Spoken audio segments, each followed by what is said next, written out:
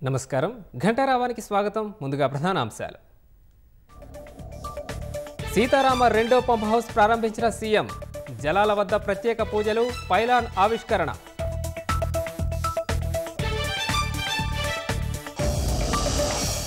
వైరా వేదికగా 2 లక్షల రుణమాఫీ ప్రారంభం ఎన్నికల హామీని పూర్తి చేయనున్న రేవంత్ రెడ్డి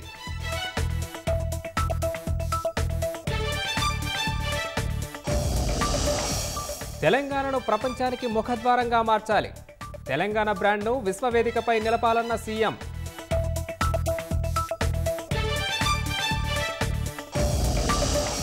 ప్రజా సంకల్పంతోనే 2047 నాటికి వికసిత్ భారత్ దేశాన్ని శక్తిమంతం చేసేందుకే సంస్కరణలన్న ప్రధాని